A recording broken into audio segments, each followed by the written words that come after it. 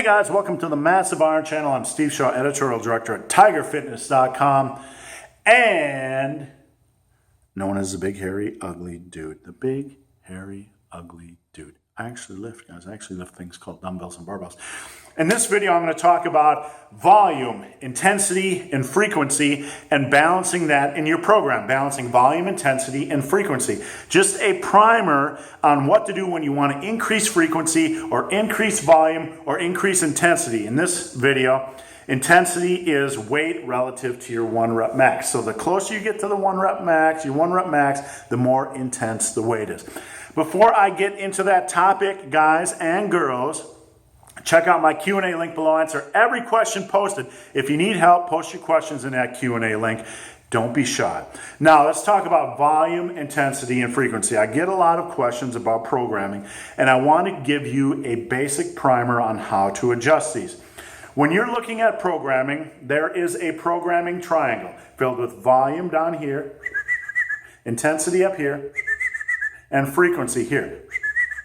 It's a triangle, volume, intensity, and frequency. Again, intensity is weight compared to your 1 rep max.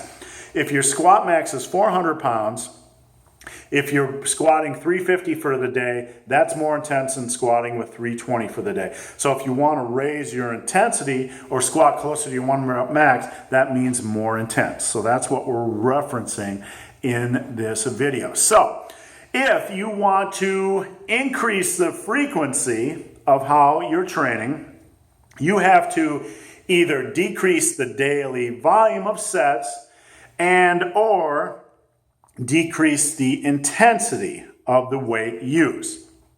That's a generalization. So if you want to train more frequently, let's say volume, intensity, and frequency are all they're all right here. If you want to increase the frequency, you have to dial down either the volume or the intensity or both. If you want to increase the intensity, you generally have to reduce the frequency or the volume. You can't do 10 sets of singles with 95% of your 1 rep max. If you're doing like 2 singles at 90% and you want to increase the intensity and say go to 5 singles, you better decrease the frequency of how often you do that.